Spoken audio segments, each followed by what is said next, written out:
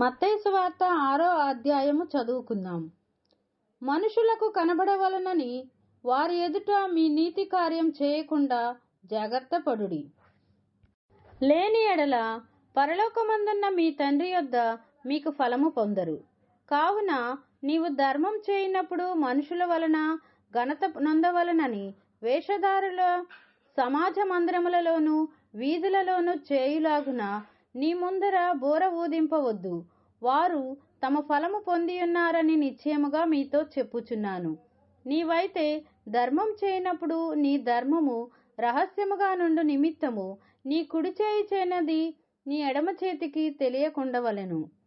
అట్లయితే రహస్యమందు చూచు నీ తండ్రి నీకు ప్రతిఫలమిచ్చును. మరియు మీరు ప్రార్థన చేయనప్పుడు వేషధారుల వలె ఉండవద్దు. మనుషులకు కనబడవలనని సమాజ మందిరములలోను వీధుల మూలలలోనూ నిలిచి ప్రార్థన చేయుట వారికిష్టము. వారు తమ ఫలము పొంది ఉన్నారని నిశ్చయముగా మీతో చెప్పుచున్నాను. నీవు ప్రార్థన చేయనప్పుడు నీ గదిలోనికి వెళ్ళి తలుపు వేసుకుని రహస్యమందున్న నీ తండ్రికి ప్రార్థన చేయుము. అప్పుడు రహస్యమందు చూచు నీ తండ్రి నీకు ప్రతిఫలమిచ్చును. మరియు మీరు ప్రార్థన చేయనప్పుడు అన్యజనుల వలె వ్యర్థమైన మాటలు వంచిపోవద్దు. విస్తరించి మాట్లాడుట వలన తమ మనవి వినబడునని వారు తలంచుచున్నారు. మీరు వారి వలె ఉండకుడి. మీరు మీ తండ్రి అడగక మునిపే మీ అక్కరగా నున్నవేవో ఆయనకు తెలియును. కాబట్టి మీరిలాగూ ప్రార్థన చేయుడి. పరలోకమందున్న మా తండ్రి, నీ నామం పరిశుద్ధపరచబడునుగాక. నీ రాజ్యము వచ్చునుగాక. నీ చిత్తం పరలోకమందు నెరవేరునట్లు భూమి యందును నెరవేరునుగాక. మా అనుదిన ఆహారం నేడు మాకు దయచేయుము. మా రుణస్థులను మేము క్షమించి ఉన్న ప్రకారము మా రుణములు క్షమించుము. మమ్మను శోధనలోకి తేక దుష్టుని నుండి మమ్మను తప్పించుము. మనుషుల అపరాధములను మీరు క్షమించిన ఎడల మీ పరలోకపు తండ్రియు మీ అపరాధములను క్షమించును. మీరు మనుషుల అపరాధములను క్షమింపకపోయిన ఎడల మీ తండ్రియు మీ అపరాధములను క్షమింపడు. మీరు ఉపవాసము చేయనప్పుడు వేషధారుల వలె దుఃఖముఖులై ఉండకుడి. తాము ఉపవాసం చేయుచున్నట్టు మనుషులకు కనబడవలనని వారు తమ ముఖములను వికారముగా చేసుకొందురు. వారు తమ ఫలము పొంది ఉన్నారని నిశ్చయముగా మీతో చెప్పుచున్నాను. ఉపవాసము చేయుచున్నట్టు మనుషులకు కనబడవలనని కాక రహస్యమందున్న నీ తండ్రికి కనబడవలనని నీవు ఉపవాసము చేయనప్పుడు నీ తల అంటుకొని నీ ముఖము కడుక్కొనుము. అప్పుడు రహస్యమందు చూచుచున్న నీ తండ్రి నీకు ప్రతిఫలమిచ్చును. భూమి మీద మీ కొరకు ధనము కూర్చుకొనవద్దు. ఇక్కడ చిమ్మటయు తుప్పును తినివేయును. దొంగలు కన్నం వేసి దొంగిల్లెదరు. పరలోకమందు మీ కొరకు ధనమును కూర్చుకొనుడి. అచ్చట చిమ్మట అయినను తుప్పైనను దాని తినివేయదు. దొంగలు కన్నం వేసి దొంగిల్లరు. నీ ధనమెక్కడ నుండునో అక్కడ నీ హృదయం ఉండును.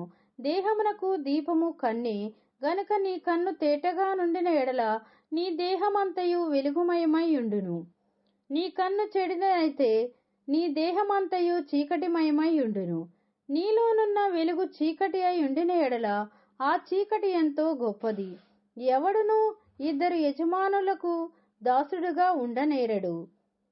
అతడు ఒకని ద్వేషించి ఒకని ప్రేమించును, లేదా ఒకని పక్షముగా నుండి ఒకని తృణీకరించును. మీరు దేవునికి సిరికిని దాసులుగా ఉండనేరరు. అందువలన నేను మీతో చెప్పునదేమనగా, ఏమి తిందుమో ఏమి త్రాగుదుమో అని మీ ప్రాణమును గూర్చి అయినను మీరు ధరించుకొనుదుమేమో అని మీ దేహమును గూర్చి అయినను చింతింపకుడి. ఆహారము కంటే ప్రాణమును, వస్త్రము కంటే దేహమును గొప్పవి కావా? ఆకాశ పక్షులను చూడుడి. అవి విత్తవు, కోయవు, కొట్లలో కూర్చుకొనవు. అయినను మీ పరలోకపు తండ్రి వాటిని పోషించుచున్నాడు.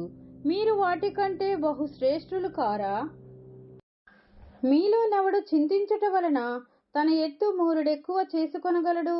వస్త్రములను గూర్చి మీరు చింతింపనేలా? అడవి పువ్వులు ఎలాగు నెదుగుచున్నవో ఆలోచించుడి. అవి కష్టపడవు, వడకవు. అయినను తన సమస్త వైభవముతో కూడిన సొలొమోను సహితము వీటితోనొక దాని వలెనైనను అలంకరింపబడలేదు. నేడుండి రేపు పోయిలో వేయబడు అడవి గడ్డిని దేవుడు ఇలాగూ అలంకరించిన ఎడల, అల్ప విశ్వాసులారా, మీకు మరీ నిశ్చయముగా వస్త్రములు ధరింపజేయును గదా. కాబట్టి ఏమి తిందుమో, ఏమి త్రాగుదుమో, ఏమి ధరించుకొందుమో అని చింతింపకుడి. అన్యజనులు వీటన్నిటి విషయమై విచారింతురు. ఇవన్నీయు మీకు కావలనని మీ పరలోకపు తండ్రికి తెలియను. కాబట్టి మీరు ఆయన రాజ్యమును నీతిని మొదట వెదుకుడి, అప్పుడు అవన్నీయు మీకు అనుగ్రహింపబడును. రేపటిని గూర్చి చింతింపకుడి, రేపటి దినము దాని సంగతులను గూర్చి చింతించును. ఏనాటి కీడు ఆనాటికి చాలును. దేవుడు తన వాక్యమును దీవించునుగాక. ఆమేన్.